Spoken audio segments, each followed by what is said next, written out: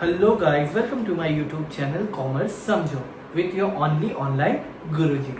Okay, so as I told you, question number 5 economics का जो हमें कंप्लीट करना था उसके कुछ प्रैक्टिकल क्वेश्चंस है जो आज हम सॉल्व करेंगे. Okay, so that we can understand exam में उसका क्या वैल्यू है और कितने मार्क्स के लिए वो चीज़ें आती है. चलो let's start first one. Okay, just a second.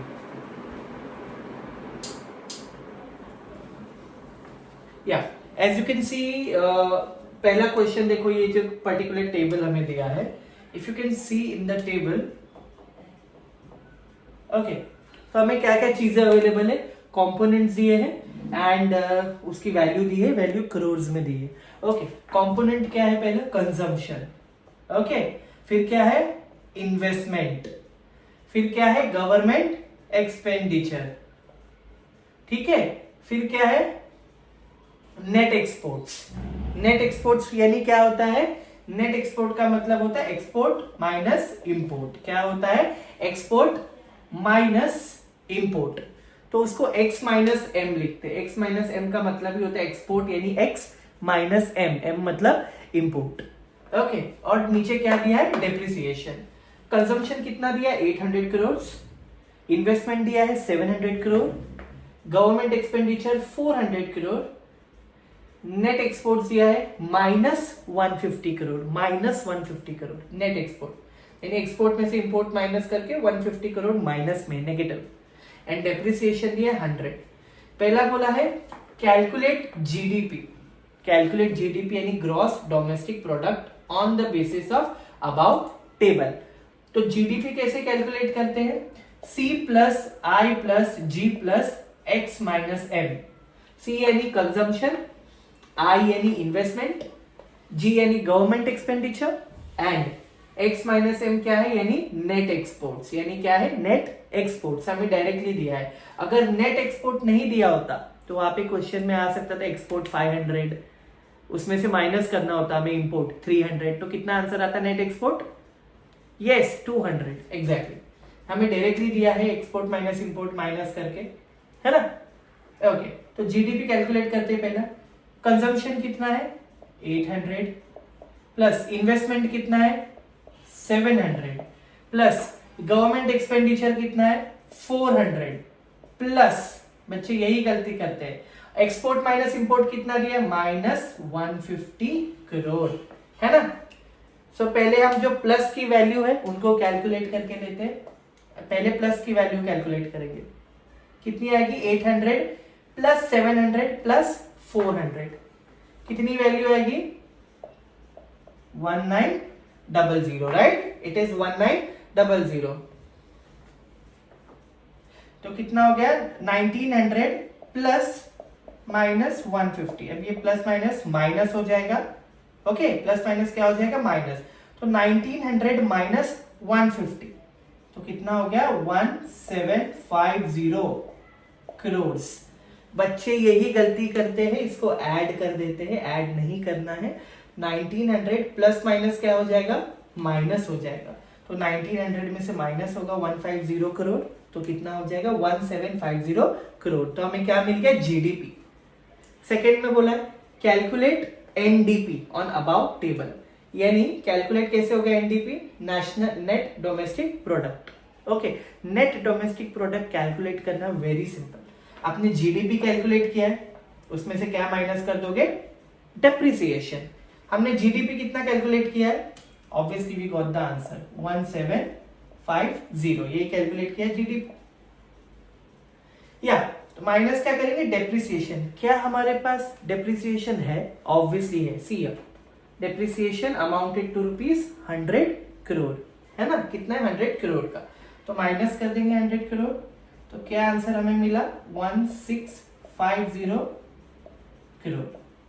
So with this अगर आप देखोगे, हमने ग्रॉस डोमेस्टिक प्रोडक्ट भी कैलकुलेट किया, that is GDP, and net domestic product भी कैलकुलेट किया, दैट इज एनडीपी.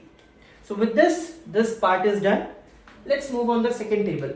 देखो आपको यहाँ पे दिया है कॉमोडिटीज. क्या दिए हैं, कॉमोडिटीज.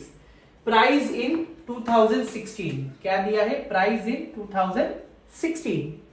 उसके बाद क्या दिया है, प्राइस इन 2019। तो ये हमारे पास एक बेस प्राइस है एंड ये हमारे पास क्या है, current price. Okay, now commodity A दिया है, कमोडिटी बी, सी, डी और ई, और बेस प्राइस दिए उनके अकॉर्डिंग और करंट प्राइस दिए उनके अकॉर्डिंग।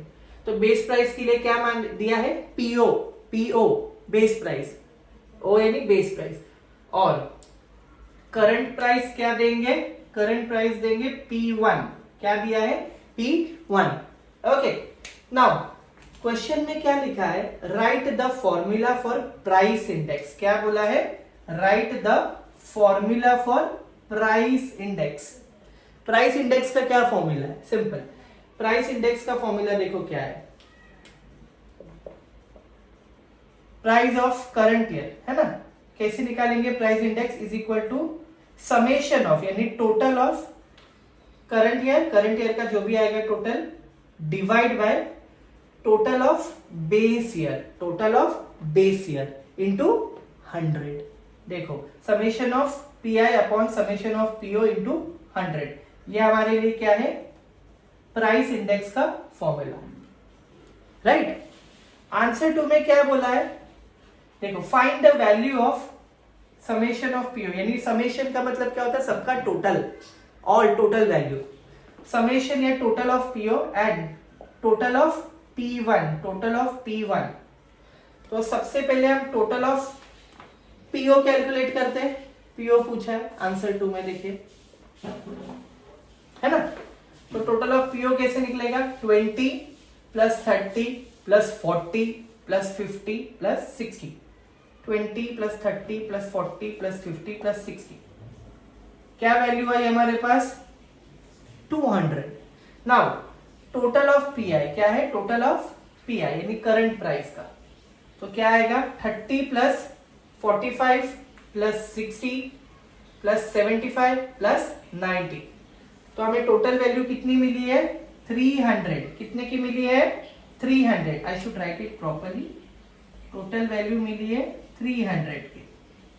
तो हो गया, find the value of PO भी निकाल लिया हमने, total value of PO and total value of pi.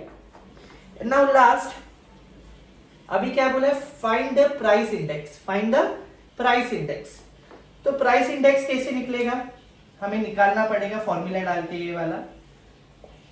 तो प्राइस इंडेक्स निकलेगा summation of PI upon summation of PO into 100, है ना।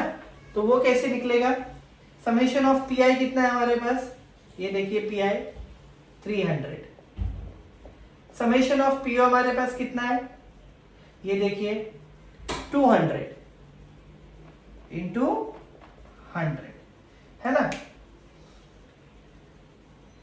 तो क्या वैल्यू आ जाएगी, फाइनल वैल्यू आ जाएगी 150। कितनी आ जाएगी, प्राइस इंडेक्स कितना निकल गया, find the price index of P1। तो क्या वैल्यू आ गई, है ना, कॉमन जीरो हटा दो, 3 1 जा 3, 3 डिवाइड बाई 2 1.5, तो 150। That's the final value. So hope we got both the answer कि ये टेबल को कैसे सॉल्व करते हैं एंड ऐसा क्वेश्चन आएगा तो उसको कैसे सॉल्व करते हैं। So with this I will end the video here so that you can get the reference of it and you will be able to solve in the exam. Till then, bye bye and best of luck for your exam.